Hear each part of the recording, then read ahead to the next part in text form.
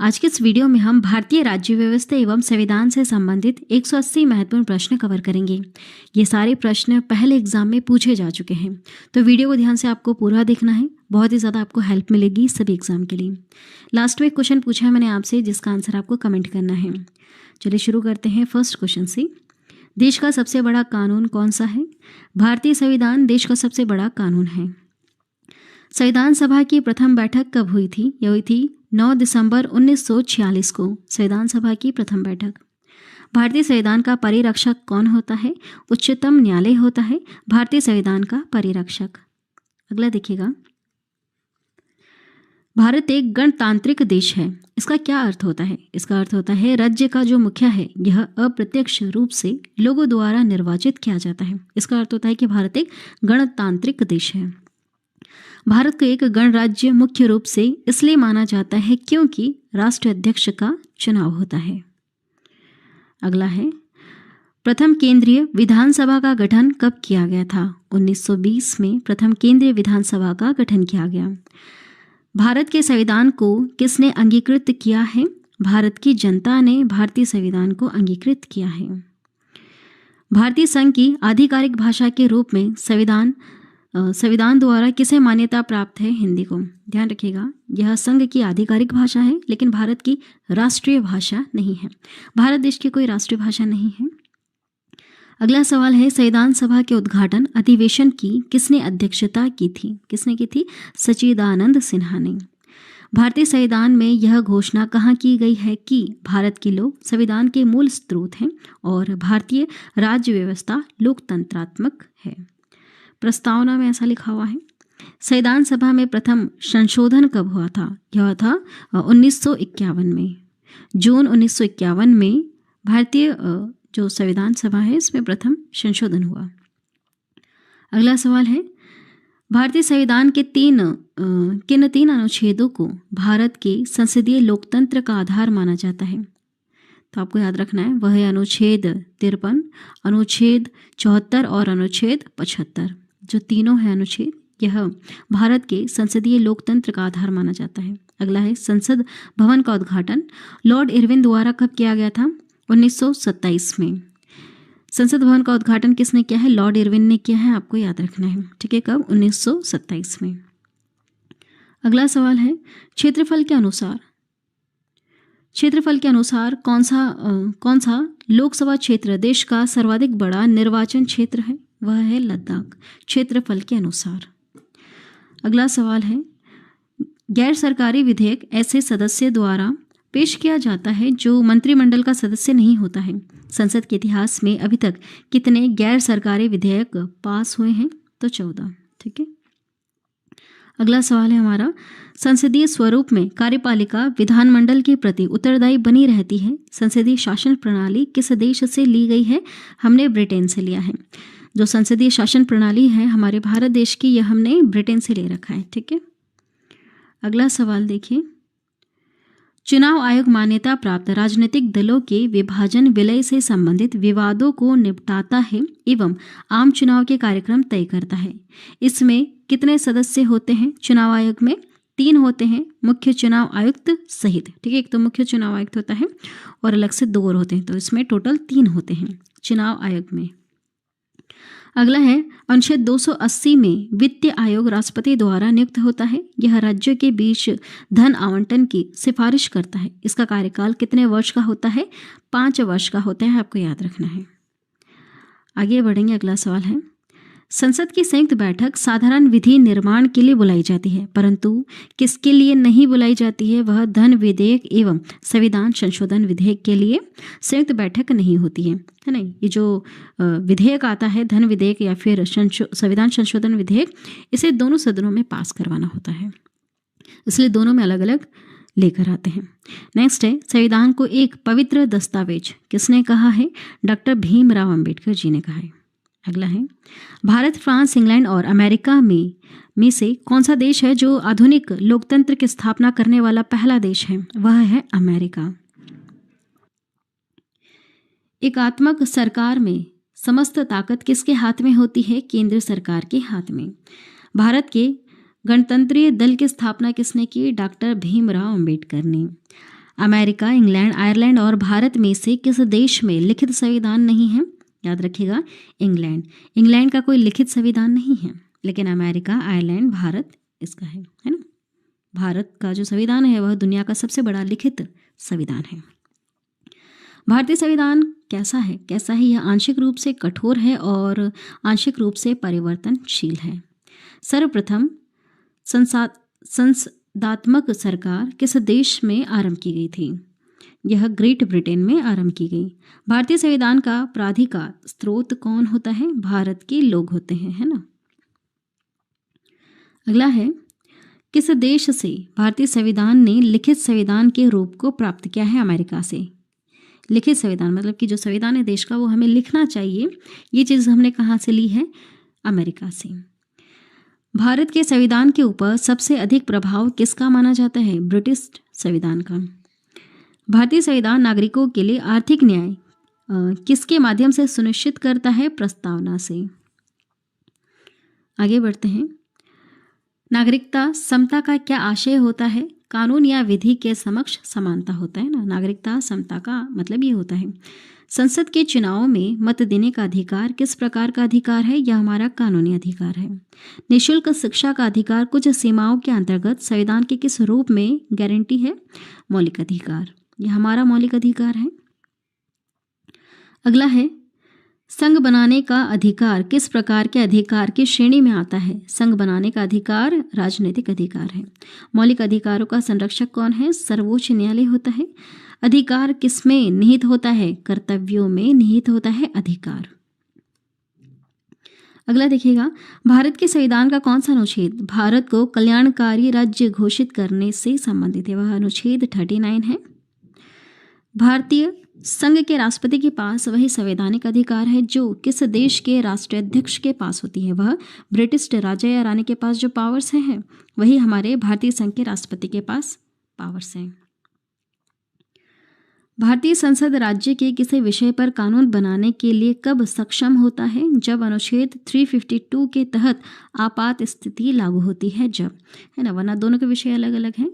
हमारे राज्य के विषय अलग होते हैं और केंद्र के विषय अलग हैं। दोनों अपने अपने हिसाब से कानून बनाती है। चलिए आगे बढ़ते हैं। भारत का वह राष्ट्रपति कौन था जो सदा भारतीय धर्मनिरपेक्षता को सर्वधर्म समभाव कहते रहते थे? वे कौन राष्ट्रपति थे? तो वे थे डॉक्टर एस राधाकृष्णन, है ना। भारत का प्रधानमंत्री किस प्रक्रिया से बनाया जाता है? नियुक्ति। भारत के प्रधानमंत्री की नियुक्ति होती है।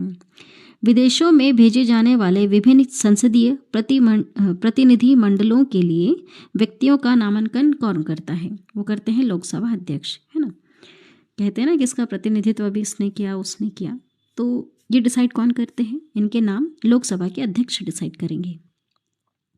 नेक्स्ट है, जनता पार्टी के शासनकाल के दौरान भारत का राष्ट्रपति कौन था? उस समय एन संजीव रेड्डी थे जनता पार्टी के शासनकाल के दौरान भारत के राष्ट्रपति। जब सरकार के विभिन्न अंगों के बीच सत्ता का बंटवारा हो तो उसे क्या कहा जाता है? अधिकारों का वितरण कहते हैं।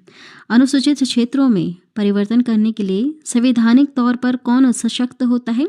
भारत का राष्ट्रपति होता है। आगे बढ़ते हैं। भारत में पनडुब्बी में जल यात्रा करने वाले पहले राष्ट्रपति कौन थे? वे थे डॉक्टर APJ अब्दुल कलाम थे। अगला सवाल है, संघीय सरकार के राजपत्रित अधिकारियों को कौन नियुक्त करता है और बर्खास्त कर सकता है? कौन कर सकते हैं? भारत देश के जो राष्ट्रपति हैं वो संघीय सरकार के राजपत्रित अधिकारियों को नियुक्ति भी कर सकते हैं इनकी, और इनको हटा भी सकते हैं। राष्ट्रपति किस कोष से किसी अप्रत्याशित खर्च के लिए धन दे सकते हैं? आकस्मिक निधि से। भारत सरकार का कौन सा अधिकारी सदस्य न होते हुए भी भारतीय संसद की कार्यवाही में भाग लेने का अधिकार रखता है? वह है attorney general of India, Bharat का महान्यायवादी। किसी राज्य में राष्ट्रपति शासन से तात्पर्य उस राज्य में किसके शासन से होता है? राष्ट्रपति शासन लग गया है किसी राज्य में, इसका अर्थ है कि राज्य के राज्यपाल अब वहाँ उस राज्य को कंट्रोल करेंगे। ठीक है, राज्य के राज्यपाल अब वहाँ के मुख्यमंत्री कंट्रोल नहीं कर सकते। अगला देखिए, नेक्स्ट क्वेश्चन देखिए, काफ़ी ज़्यादा इंपॉर्टेंट। राज्यसभा, लोकसभा, विधानसभा और विधान परिषद में से कौन सा सदन या फिर सभा राष्ट्रपति के निर्वाचन मंडल में शामिल नहीं होता है? तो वह विधान परिषद। ये शामिल नहीं होता है जब राष्ट्रपति का निर्वाचन करना होता है, उसमें राज्यसभा, लोकसभा या विधानसभा, ये जो तीनों है ये शामिल होते हैं। ठीक है, विधान परिषद नहीं। गणतंत्र दिवस पर राष्ट्रपति को कितने गन सैल्यूट दिए जाते हैं? कितने? 21 गन सैल्यूट दिए जाते हैं। आगे बढ़ते हैं। नेक्स्ट क्वेश्चन है, विधि के प्रश्न पर भारतीय राष्ट्रपति को किससे परामर्श लेने का अधिकार है? तो सर्वोच्च न्यायालय से परामर्श ले सकते हैं विधि के प्रश्न पर। अगला है, लाभ के पद का निर्णय कौन करता है? राष्ट्रपति एवं राज्यपाल, ये लाभ के पद का निर्णय करते हैं। अगला है, किसी भौतिकी क्षेत्र को अनुसूचित क्षेत्र घोषित करने का संवैधानिक अधिकार किसके पास है? देश के राष्ट्रपति के पास है कि वो किसी भी क्षेत्र को अनुसूचित क्षेत्र घोषित कर सकते हैं। पहले अविश्वास प्रस्ताव और दूसरे अविश्वास प्रस्ताव के बीच कितना अंतर होना चाहिए? 6 महीने का अंतर होना चाहिए। अगला सवाल है, संसद के 2 सत्रों के बीच अधिकतम कितना अंतराल दिया जा सकता है? 6 महीने का अंतराल दिया जा सकता है। भारत की संसद ने पर्यावरण संरक्षण बिल किस वर्ष पारित किया था? यह 1986 में पारित किया था भारत की संसद ने पर्यावरण संरक्षण बिल। मंत्रिपरिषद किसके प्रति उत्तरदायी होती है? संसद के प्रति उत्तरदायी होती है मंत्रिपरिषद। कोई कानूनी विधेयक संसद के किस पटल पर रखा जा सकता है? तो देखिए, संसद के दोनों सदनों के किसी भी पटल पर रखा जा सकता है कोई कानूनी विधेयक। भारतीय संसद का सचिवालय किस मंत्रालय के अधीन होता है? संसदीय कार्य मंत्रालय के अधीन होता है संसद का सचिवालय। किसी लोकसभा का कार्यकाल लगभग 6 वर्ष का था। किस लोकसभा का कार्यकाल? आमतौर पर वैसे तो 5 साल का रहता है, लेकिन एक समय ऐसा था जब लोकसभा का कार्यकाल लगभग 6 वर्ष का था, तो वह था 5वीं लोकसभा। ठीक है, 5वीं लोकसभा थी उस समय। नेक्स्ट है, शारदा अधिनियम का संबंध किससे होता है? बाल विवाह से संबंध है शारदा अधिनियम का। भारतीय दंड संहिता किस वर्ष लागू हुई थी? 1862 में। भारतीय दंड संहिता 1862 में लागू हुई। बलात्कार के अभियुक्त को भारतीय दंड संहिता की किस धारा के अंतर्गत अभियोजित किया जाता है? 376, धारा 376। नेक्स्ट क्वेश्चन देखिएगा, भारतीय दंड संहिता आईपीसी की कौन सी धारा समलैंगिक, गे, अभ्यलैंगिक और पैरालैंगिक समुदाय से संबंधित है? तो वह 337 है, धारा 337। ठीक है, वो इन सबसे संबंधित है। भारतीय कानून के अनुसार किसी अपराधी को किशोर के रूप में कब माना जाता है? जब वह 18 वर्ष से कम हो तो उसे किशोर माना जाता है। मद्रास राज्य का नाम तमिलनाडु में कब बदला गया था? 1969 में। उससे पहले मद्रास जाना जाता था, मद्रास नाम से जाना जाता था, लेकिन तमिलनाडु नाम कब बदला गया? 1969 में। उत्तर प्रदेश की प्रथम महिला मुख्यमंत्री कौन थी? सुचेता कृपलानी थी, आपको याद रखना है। नेक्स्ट है, जम्मू और कश्मीर की पहली महिला मुख्यमंत्री का नाम क्या है? महबूबा मुफ्ती। नागालैंड की राज्य भाषा क्या है? अंग्रेजी है। देखिए, वहाँ के लोग अंग्रेजी बोलते हैं। किस राज्य का सचिवालय भवन राइटर्स बिल्डिंग के नाम से जाना जाता है? पश्चिम बंगाल। पश्चिम बंगाल राज्य का सचिवालय भवन जो है राइटर्स बिल्डिंग के नाम से जाना जाता है। भारत के किस राज्य में सामान्य नागरिक संहिता है? गोवा में। भारत के किस राज्य में पहली बार गैर कांग्रेसी सरकार बनी थी? केरल, वामपंथी। ठीक है, भारत के किस राज्य में पहली गैर कांग्रेसी सरकार बनी थी? केरल में। भारत में अवशिष्ट शक्तियां किस में निहित हैं? केंद्रीय सरकार में है। अगला सवाल है, अखिल भारतीय सेवा के सदस्य किसकी सेवा करते हैं? संघ व राज्य सरकार दोनों की करते हैं। अखिल भारतीय सेवा के सदस्य। अगला सवाल है, एक नई अखिल भारतीय सेवा किस प्रकार अस्तित्व में आती है? संसद द्वारा। एक नई अखिल भारतीय सेवा किस प्रकार अस्तित्व में आती है? संसद के द्वारा।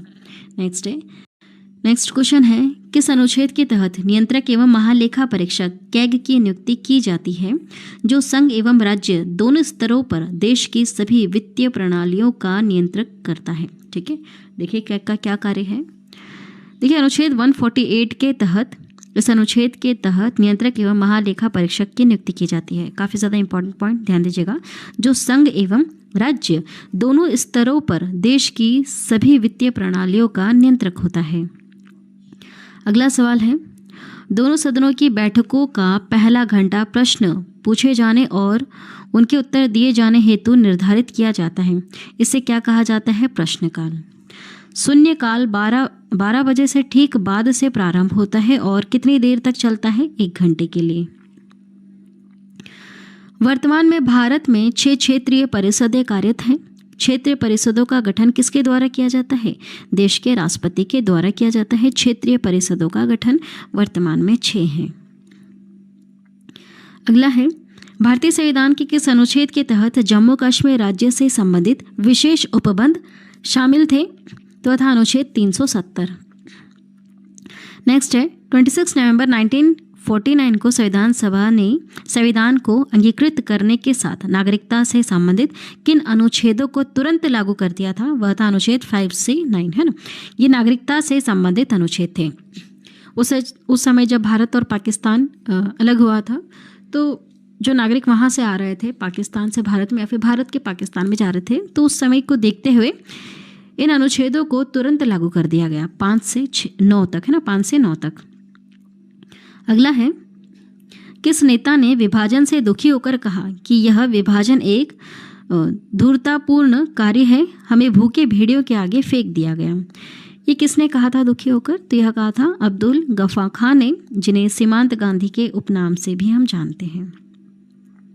आगे बढ़ेंगे। राष्ट्रीय हरित न्यायाधिकरण अधिनियम 2010 को स्वस्थ पर्यावरण के अधिकार के अनुरूप जीवन के अधिकार का अंग माना जाता है। यह किस अनुच्छेद में दिया गया है? अनुच्छेद 21 में। भारत के राष्ट्रपति व उपराष्ट्रपति की अनुपस्थिति में राष्ट्रपति का कार्यभार कौन ग्रहण करता है? सर्वोच्च न्यायालय का मुख्य न्यायाधीश, है ना। जब देश के राष्ट्रपति या फिर उपराष्ट्रपति किसी वजह से नहीं है, तो सर्वोच्च न्यायालय का मुख्य न्यायाधीश जो होता है वो इनका कार्यभार संभालता है। नेक्स्ट क्वेश्चन है, 1991 में 69वें संविधान संशोधन विधेयक में केंद्र शासित प्रदेश दिल्ली को राष्ट्रीय राजधानी क्षेत्र दिल्ली नाम दिया गया। दिल्ली का प्रशासक कौन होता है? Lieutenant governor. संविधान में भारत के महान्यायवादी के पद की व्यवस्था है। यह देश का सर्वोच्च कानूनी पद होता है। यह किस अनुच्छेद में वर्णित है? तो यह अनुच्छेद 76 में वर्णित है। ठीक है, भारत का महान्यायवादी कौन है? यह देश का सर्वोच्च कानूनी पद है। अगला सवाल है, महान्यायवादी को संसद के दोनों सदनों में बोलने का अधिकार है। महान्यायवादी किस प्रकार के न्यायालय में जा सकता है? भारत के किसी भी क्षेत्र में किसी भी न्यायालय में जा सकता है। महाधिवक्ता राज्य सर्वोच्च कानून अधिकारी होता है। ठीक है, जैसे केंद्र सरकार का महान्यायवादी है, उसी तरह से राज्य में महाधिवक्ता होता है। एवं महान्यायवादी का अनुपूरक होता है। इसका वर्णन संविधान के किस अनुच्छेद में किया गया है? तो याद रखना आपका अनुच्छेद 165 में किया गया है। ठीक है, महाधिवक्ता के बारे में कहाँ लिखा है? अनुच्छेद 165 में। नेक्स्ट है, अनुच्छेद 58 में राष्ट्रपति बनने की योग्यता के बारे में बात लिखा हुआ है। ठीक है, और वह भारत का नागरिक होना चाहिए, लोकसभा का सदस्य निर्वाचित होने की योग्यताएं रखता हो, लाभ के पद पर ना हो। ये सारी योग्यताएं तो होनी चाहिए। साथ में उनकी उम्र क्या होनी चाहिए? आयु कितनी होनी चाहिए अगर देश का राष्ट्रपति बनना है? तो देखिए 35 वर्ष से अधिक होना चाहिए। राष्ट्रपति को हटाने के लिए महाभियोग की प्रक्रिया का उल्लेख हमें अनुच्छेद 61 में देखने के लिए मिलता है। राष्ट्रपति को किस आधार पर हटाया जा सकता है? संविधान का अतिक्रमण। जब वो संविधान का अतिक्रमण करने की कोशिश करते हैं राष्ट्रपति, तो उनको हटाया जा सकता है महाभियोग प्रोसेस के द्वारा। नेक्स्ट है, भारतीय संघीय व्यवस्था में केंद्र को अधिक सशक्त बनाया गया है। यह किस देश की संघीय व्यवस्था के अनुरूप है? कनाडा। ठीक है, हमारी जो व्यवस्था देखने के लिए मिलती है देश में, उसमें केंद्र को अधिक सशक्त बनाया गया है। केंद्र एवं राज्य के मध्य विधायी, प्रशासनिक तथा वित्तीय शक्तियों का विभाजन किया गया है, लेकिन किसे बाहर रखा गया है? न्यायपालिका को। ठीक है, यह एकीकृत है। अगला सवाल है, जब आपातकाल लागू होता है तो केंद्र एवं राज्य के वित्तीय संबंध बदल जाते हैं। वित्तीय आपातकाल अनुच्छेद 360 अभी तक कितनी बार प्रयोग में लाया जा चुका है? तो एक बार भी नहीं। कभी भी देश में वित्तीय आपातकाल नहीं लगा है, यह आपको याद रखना है। ठीक है, राज्य पुनर्गठन आयोग ने 1956 में कितने राज्य तथा कितने संघ बनाए थे? 1956 में 14 राज्य और 6 संघ बनाए थे। ठीक है, आगे बढ़ते हैं। संविधान के किस संशोधन ने मौलिक अधिकारों की अपेक्षा राज्य नीति के निदेशक सिद्धांतों को अधिक महत्वपूर्ण बना दिया है? तो देखिए काफ़ी ज़्यादा इम्पोर्टेंट संशोधन हुआ था 42वां संशोधन। किसके द्वारा 3 स्तरीय पंचायती राज व्यवस्था को संवैधानिक दर्जा प्रदान किया गया? किसके द्वारा? तो वह था 73वां संशोधन जो आया था 1993 में। 1993 में आया था। चलिए आगे बढ़ते हैं। नेक्स्ट क्वेश्चन है, किस संशोधन द्वारा धर्मनिरपेक्ष शब्द भारत के संविधान की उद्देशिका जो प्रस्तावना है उसमें जोड़ा गया था? धर्मनिरपेक्ष को जोड़ा गया था किस संशोधन के द्वारा? कई बार सवाल आया एग्जाम में। तो यह था 42वां संशोधन। ठीक है, 42वां संवैधानिक संशोधन। नेक्स्ट है, भारत के संविधान के किस अनुच्छेद के अंतर्गत सशस्त्र बलों के सदस्यों के मौलिक अधिकारों को विशेष रूप से प्रतिबंधित किया जा सकता है? वह अनुच्छेद 33। भारतीय संविधान के किस अनुच्छेद के अंतर्गत राष्ट्रपति को अधिकार है कि वह किसी बिल पर अपनी अनुमति रोक ले? यह लिखा अनुच्छेद 111 में। आगे बढ़ते हैं, भारतीय संविधान का कौन सा अनुच्छेद भारत की विदेश नीति से संबंधित है? भारत की विदेश नीति से संबंधित है अनुच्छेद 51।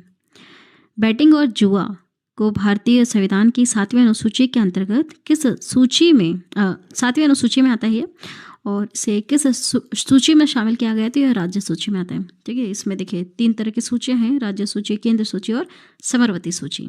तो बैटिंग और जुआ का जो विषय है ना, यह किस में आता है? राज्य सूची के अंतर्गत आता है। और अनुसूची आपसे पूछे तो 7वीं। नेक्स्ट है, शिक्षा को समवर्ती सूची में शामिल किया गया रेलवे किस सूची के अंतर्गत आती है? रेलवे जो है यह संघ सूची का विषय है। डाक मतदान को अन्यथा क्या कहा जाता है? इसे प्रॉक्सी वोटिंग कहा जाता है। डाक मतदान को प्रॉक्सी वोटिंग कहते हैं। नेक्स्ट क्वेश्चन देखिएगा, विवाह, तलाक, विरासत आदि जैसे नागरिक मामलों में संविधान द्वारा विधेयक विनियम बनाने के लिए अलग से किसको प्राधिकार दिया गया है? समवर्ती सूची द्वारा केंद्र और राज्य दोनों को दिया गया है। ठीक है, दोनों के पास यह विषय है, दोनों इस पे कानून बना सकते हैं। विवाह, तलाक, विरासत आदि जैसे नागरिक मामलों में।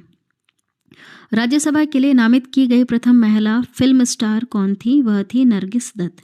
ठीक है, राज्यसभा में नामित किए जाते हैं ना, 12 लोगों को नामित किया जाता है, तो उसमें फिल्म इंडस्ट्री से गई थी नरगिस दत्त। नेक्स्ट है, भारतीय संविधान में सामाजिक न्याय के उद्देश्य का उल्लेख कहाँ दिया गया है? अनुच्छेद 15 में। राष्ट्रीय चिन्ह के नीचे जो लिखा हुआ है सत्यमेव जयते, यह शब्द कहाँ से लिया गया है? यह लिया गया है मुंड उपनिषद से। भारतीय राष्ट्रगान की पूरी धुन को बजाने में कितना समय लगता है? 52 सेकंड का समय लगता है। आपको याद रखना है 52 सेकंड का समय लगता है। हमारे राष्ट्रीय झंडे के मध्य में जो धर्म चक्र बना हुआ है जिसमें 24 तिल्लियां हैं, ठीक है, कितनी है? 24 तिल्लियां हैं, आपको याद रखना है लाइन से। तो ये कौन से कलर की है? नेवी ब्लू कलर की है। नेक्स्ट है, भारत का राष्ट्रीय पुष्प कौन सा है? कमल का फूल। संपत्ति के अधिकार को मौलिक अधिकारों की सूची से किसके शासनकाल के दौरान हटाया गया था? मोरारजी देसाई सरकार के, है ना। जब मोरारजी देसाई सरकार थे तब संपत्ति के अधिकार को मौलिक अधिकारों की सूची से हटाया गया था। अगला है, चतुर्थ या चौथा स्तंभ किसे कहा जाता है? प्रेस या मीडिया को। देखिए, चौथा स्तंभ किसे कहा जाता है? प्रेस या फिर मीडिया को। किस देश ने प्रत्यक्ष प्रजातंत्र लागू किया है? किसने कर रखा है? स्विट्जरलैंड ने प्रत्यक्ष प्रजातंत्र लागू कर रखी। प्रत्यक्ष लोकतंत्र सरकार का किस प्रकार का तंत्र है? अगर जहाँ पर प्रत्यक्ष लोकतंत्र है तो इसका अर्थ क्या होता है? देखिए, स्विट्जरलैंड में कैसा है कि जिसमें लोग देश के नीति निर्माण कार्य तथा प्रशासन में सीधा भाग लेते हैं यहाँ पर। चलिए आगे बढ़ते हैं। एक बार स्पीकर सदा स्पीकर की परंपरा किस देश में अपनाई जाती है? यूनाइटेड किंगडम में। एक बार स्पीकर है तो हमेशा के लिए स्पीकर बना रहेगा। नेक्स्ट है, संयुक्त राज्य अमेरिका में किस प्रकार की सरकार देखने के लिए मिलती है? संघीय सरकार है। किसने कहा था अच्छा नागरिक अच्छा राज्य बनाता है और बुरा नागरिक बुरा राज्य? यह कहा है अरस्तु ने। महत्वपूर्ण विधान पर जनता की राय जानने के लिए कौन सी विधि अपनाई जाती है? जनमत संग्रह यह विधि अपनाई जाती है महत्वपूर्ण विधान पर जनता की राय लेने के लिए। अगला है राष्ट्रपति भवन का डिज़ाइन किसने बनाया है? यह बनाया है एडविन लुटियंस ने, राष्ट्रपति भवन का डिज़ाइन। अगला देखिएगा, मध्याह्न भोजन योजना हेतु किसके द्वारा प्रबंध तथा वित्तीय व्यवस्था की जाती है? यह मानव संसाधन विकास मंत्रालय का विषय है। ठीक है, इसके द्वारा किया जाता है। कास्ट शब्द जो देखने के लिए मिलता है वह हमने कहाँ से लिया है? पुर्तगाली का एक शब्द है कास्ट, जिसे हम यूज करते हैं। नेक्स्ट है, भारतीय संसद के कामकाज में शून्यकाल का अर्थ क्या होता है? प्रश्नकाल और अगली कार्यसूची के बीच का जो समय है उसे हम शून्यकाल कहते हैं। शून्यकाल किसका विवेकाधिकार होता है? स्पीकर का। सरकारी संपत्ति को नष्ट न करना किस प्रकार कर्तव्य है? नागरिक कर्तव्य है। ठीक है, नागरिकों का यह कर्तव्य होगा कि वह सरकारी संपत्ति को नष्ट ना करें। भारतीय संविधान के अनुसार कोई केंद्रीय मंत्री किसकी इच्छा रहने तक पद संभालेगा? भारत के राष्ट्रपति। भारत में कागजी नोट मुद्रा जारी करने का पूरा अधिकार किसके पास है? भारतीय रिजर्व बैंक के पास है ना। कागजी नोट मुद्रा कौन जारी करता है? भारतीय रिजर्व बैंक। भारत में लोकपाल विधेयक के बनने में मुख्य भूमिका किसने निभाई? अन्ना हजारे ने, लोकपाल विधेयक के बनने में। भारत में पृथक राज्य आंदोलनों का मुख्य कारण क्या होता है? बढ़ता क्षेत्रीय असंतुलन होता है। अगला सवाल है, लोकतंत्र ऐसी सरकार है जिसमें प्रत्येक की हिस्सेदारी होती है, यह किसका मत था? सिले का कहना था। लोकतंत्र ऐसी सरकार है जिसमें सबका हिस्सा है। स्वतंत्र भारत के पहले वित्तीय मंत्री कौन थे? R.K. षणमुगम चट्टी थे। किस प्रकार के शासन में जनता शासकों का चुनाव करती है? लोकतांत्रिक शासन में, है ना। आगे बढ़ते हैं। प्रजातंत्र लोगों के लिए तथा लोगों के द्वारा बनाई गई सरकार है, यह किसने कहा था? यह कहा था अब्राहम लिंकन ने। प्रभु सत्ता के बहुलवादी सिद्धांत में किस पर बल दिया जाता है? संघ पर। आगे बढ़ते हैं। किस देश में जनहित याचिका की अवधारणा उत्पन्न हुई है? अमेरिका। नेक्स्ट हमारा क्वेश्चन, सरकार द्वारा महत्वपूर्ण विषय पर विस्तृत जानकारी के साथ प्रकाशित प्रपत्र को क्या कहा जाता है? श्वेत पत्र कहते हैं। सरकार द्वारा महत्वपूर्ण विषय पर विस्तृत जानकारी के, है ना। जब भारत एक गणतंत्र बन गया तब परमवीर चक्र किसके स्थान पर आया? यह विक्टोरिया क्रॉस, पहले विक्टोरिया क्रॉस दिया जाता था, उसके स्थान पर परमवीर चक्र आया। अगला है, स्वतंत्रता के समय ब्रिटिश भारत में कितनी रियासतें शामिल थीं? तो देखिए उस समय 565 रियासतें शामिल थीं। भारतीय संविधान का कौन सा अनुच्छेद आकस्मिकता निधि से संबंधित है? तो वह अनुच्छेद है 267। कौन से संविधान संशोधन अधिनियम द्वारा मतदान की आयु 21 वर्ष से घटाकर 18 वर्ष कर दी गई? काफ़ी ज़्यादा इंपॉर्टेंट क्वेश्चन, वह था 61वां संविधान संशोधन अधिनियम। नेक्स्ट क्वेश्चन है, कौन से आयोग समिति की सिफारिश पर भारत में अंतर्राज्यीय परिषद की स्थापना की गई? सरकारिया आयोग, इनकी सिफारिश पर की गई। कौन सा संविधान संशोधन अधिनियम GST वस्तु एवं सेवा कर नियमों के कार्यान्वयन के लिए आवश्यक प्रावधान करता है?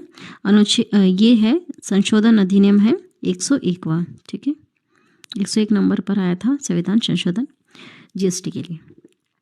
मौलिक अधिकार का स्रोत संयुक्त राज्य अमेरिका से लिया गया तथा राज्य के नीति निर्देशक तत्व स्रोत हमने आयरलैंड से ले रखे हैं। अब बताइए, आपातकाल शक्तियों से संबंधित प्रावधान का स्रोत कौन सा देश है? यह हमने कहाँ से लिया है? आपातकाल के शक्तियों से संबंधित प्रावधान जर्मनी से, जर्मनी के संविधान से। भारतीय संसद की लोक लेखा समिति किसके प्रतिवेदन की संवीक्षा करती है? नियंत्रक एवं महालेखा परीक्षक। ठीक है, अगला सवाल है, कौन सा विधेयक राज्यसभा में प्रथम बार प्रस्तावित नहीं किया जा सकता? धन विधेयक राज्यसभा में पहली बार में ही प्रस्तावित नहीं किया जा सकता। भारतीय संसद की कार्यवाही में शून्यकाल का अर्थ होता है प्रश्नकाल की ठीक पश्चात का समय जो होता है ना, शून्यकाल प्रश्नकाल के बाद का जो समय है वो होता है शून्यकाल। नेक्स्ट है, भारत के प्रथम वित्त आयोग का अध्यक्ष कौन था? भारत के प्रथम वित्त आयोग के अध्यक्ष कौन थे? वो थे श्री KC नियोगी। सिविल सेवाओं में सुधार हेतु पीसी होटा समिति का गठन किस वर्ष किया गया था? 2004 में किया गया था। सिविल सेवाओं में सुधार हेतु। अगला सवाल देखिए, भारत के किस आयोग का प्राथमिक कर्तव्य संघ और राज्यों के मध्य कर राजस्व के वितरण हेतु सिफारिशें देना है? वित्त आयोग। ठीक है, वित्त आयोग का यह कार्य होता है। इसका प्राथमिक कर्तव्य है कि वह संघ और राज्यों के मध्य कर राजस्व के वितरण पर सिफारिशें दे सके। देखिए, उत्तर प्रदेश के राज्य लोक सेवा आयोग के कार्यों का विस्तार किसके द्वारा किया जा सकता है? राष्ट्रपति के द्वारा किया जा सकता है। भारतीय संविधान का कौन सा अनुच्छेद राज्य सरकारों को ग्राम पंचायतों के आयोजन के लिए निर्देशित करता है? अनुच्छेद 40। अगला सवाल, त्रिस्तरीय पंचायती राज व्यवस्था का विचार किसने रखा था? बलवंत राय मेहता समिति ने रखा था। भारतीय संविधान का कौन सा प्रावधान भारतीय नागरिकों को आर्थिक न्याय प्रदान करता है? वह है राज्य नीति के निर्देशक तत्व। आगे बढ़ते हैं, भारत के संविधान का कौन सा अनुच्छेद है जो भारतीय निर्वाचन आयोग की स्थापना से संबंधित है? अनुच्छेद है 324। यह भारतीय निर्वाचन आयोग की स्थापना से संबंधित है, 324। अगला सवाल, विधि का नियम या कानून का अधिराज्य का मतलब क्या होता है? इसका मतलब है सभी के लिए एक कानून और सभी के लिए एक न्यायतंत्र। पंचायती राज संस्थाओं को पंचायती राज संस्थाएं जो हैं इनको 29 कार्यों की सूची किस अनुच्छेद के तहत दी जाती है? तो वह अनुच्छेद 243 का जी, यह भी आपको याद रखना है। ठीक है, आगे बढ़ते हैं, नागरिकता संशोधन कानून कब पारित हुआ था? यह हुआ था 11 दिसंबर 2019 को नागरिकता संशोधन कानून पारित हुआ था। ठीक है, चलिए आगे बढ़ेंगे नेक्स्ट क्वेश्चन की तरफ। 73वें संविधान संशोधन कानून की विधायक शुरुआत किस संविधान संशोधन बिल से हुई थी? तो देखिए आंसर है यहाँ पर 64वां संविधान संशोधन बिल। अगला सवाल है, जानवरों के प्रति क्रूरता की रोकथाम को भारतीय संविधान की किस सूची में रखा गया है? यह राज्य सूची का विषय है कि वह जानवरों के प्रति जो क्रूरता हो रही है उसके लिए कानून बनाए। किस अनुच्छेद में राज्य की सर्वाधिक सेवाओं में कार्यपालिका से न्यायपालिका को अलग करने का उल्लेख है? अनुच्छेद 50 में, है ना। राज्य की सार्वजनिक सेवाओं में कार्यपालिका से न्यायपालिका को अलग करने का उल्लेख देखने के लिए मिलता है।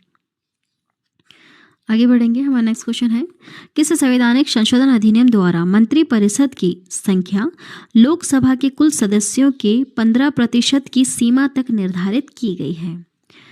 वह कौन सा संवैधानिक संशोधन आया था? वह आया था 51वां संवैधानिक संशोधन अधिनियम 2003 में। देखिए काफ़ी ज़्यादा इंपॉर्टेंट क्वेश्चन, पूरा राष्ट्रगान गाने में हमको 52 सेकंड का समय तो लगता है, ये सभी जानते होंगे, लेकिन इसके संक्षिप्त रूप को कितने समय में गाया जाना चाहिए? तो वह है 20 सेकंड में। अगला सवाल है, किस संविधान संशोधन द्वारा से राज्य सूची के 5 विषय, जैसे 5 विषय थे, शिक्षा, वन्य जीव एवं पक्षियों का संरक्षण, वन, नापतोल और न्याय प्रशासन को समवर्ती सूची में स्थानांतरित किया गया? वह कौन सा संविधान संशोधन आया था कि राज्य सूची के जो 5 विषय हैं उसको समवर्ती सूची में डाल दिया गया? तो देखिए ये काफ़ी ज़्यादा वैसे इंपॉर्टेंट संविधान संशोधन है, 42वां संवैधानिक संशोधन अधिनियम आया था। कब आया था आपको याद रखना है, 1976 में, 1976 में आया था। किस आयोग ने स्वास्थ्य हेल्थ को राज्य सूची से निकालकर समवर्ती सूची में स्थानांतरित करने की सिफारिश की? वह था 15वां वित्तीय आयोग। आगे बढ़ेंगे, भारत में पंचायती राज व्यवस्था किसके अंतर्गत रखी गई है? राज्य के नीति निर्देशक सिद्धांत के अंतर्गत रखी गई। भारतीय संविधान के कौन से अनुच्छेद अल्पसंख्यकों के हितों की रक्षा से संबंधित है? वह अनुच्छेद 29वां। शिक्षा का अधिकार अब एक मौलिक अधिकार है, यह किस अनुच्छेद से संबंधित है? अनुच्छेद 21 के ए से संबंधित है, 21 के ए से संबंधित है कि शिक्षा का अधिकार अब एक मौलिक अधिकार है। नेक्स्ट क्वेश्चन की तरफ बढ़ते हैं, भारतीय संविधान के इस अनुच्छेद में देवनागरी लिपि में लिखी हिंदी को संघ की आधिकारिक भाषा के रूप में अपनाया गया है? वह अनुच्छेद 343वां, अनुच्छेद 343 है ना। इसका फर्स्ट आपको याद रखना है, नेक्स्ट है, भारत के संविधान में जन स्वास्थ्य एवं स्वच्छता किस सूची में शामिल है? राज्य सूची में। योजना आयोग, नीति आयोग और भारतीय राष्ट्रीय एकता परिषद का अध्यक्ष कौन होता है? प्रधानमंत्री होता है। नीति आयोग, भारतीय राष्ट्रीय एकता परिषद का अध्यक्ष प्रधानमंत्री होता है। अगला सवाल, किस राज्य सरकार ने दिसंबर 2020 में धर्म स्वतंत्रता विधेयक फ्रीडम ऑफ रिलीजन बिल को मंजूरी दी थी? मध्य प्रदेश ने। किस संविधान द्वारा भारतीय संविधान की पहली अनुसूची में संशोधन करके गोवा, दमन और दीव को भारत के 8वें केंद्र शासित प्रदेश के रूप में शामिल किया गया? वह कौन सा संवैधानिक संशोधन आया था? 12वां। ठीक है, 12वां संवैधानिक संशोधन आया था। आगे बढ़ते हैं। संघ के मंत्रिपरिषद में कितने मंत्री शामिल किए जा सकते हैं? लोकसभा के कुल सदस्यों का 12%। याद रखिएगा, इंपॉर्टेंट क्वेश्चन। राज्यसभा के पहले सभापति कौन थे? डॉक्टर सर्वपल्ली राधाकृष्णन। 2019 के CGI के खिलाफ यौन उत्पीड़न मामले में पूछताछ करने वाली आंतरिक समिति के अध्यक्ष कौन थे? जस्टिस SA बोबड़े थे। आगे बढ़ेंगे।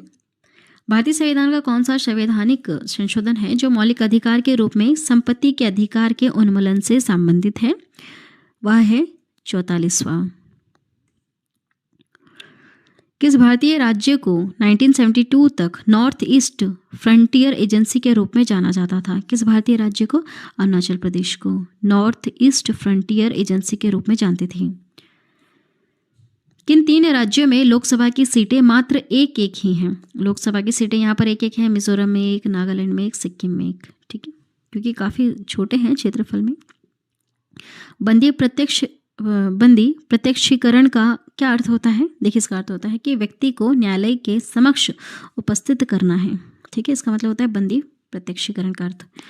वारंट का क्या मतलब होता है? न्यायालय द्वारा जारी किया गया गिरफ्तारी आदेश होता है वारंट।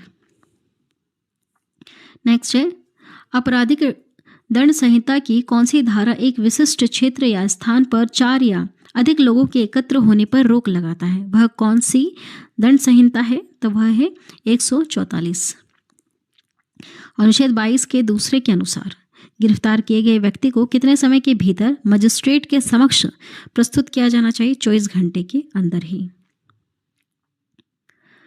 भारत के संविधान के किस अनुच्छेद के अंतर्गत निजता का अधिकार संरक्षित है? अनुच्छेद 21 में। अगला सवाल है, 1951 के लोकसभा चुनाव में श्री देवीलाल ने कितने लोकसभा निर्वाचन क्षेत्रों से चुनाव लड़ा था? मात्र 3। नेक्स्ट है, कैदी को पैरोल पर छोड़ने के लिए किन सरकारों के अपने नियम होते हैं? राज्य सरकारों के, है ना। चलिए, लास्ट में क्वेश्चन पूछा है मैंने आपसे, जिसका आंसर आपको कमेंट करना है। आज की वीडियो में इतना ही। क्वेश्चन है, भारतीय संविधान सभा की प्रारूप समिति के अध्यक्ष कौन थे? चलिए, वीडियो को पूरा देखने के लिए थैंक यू।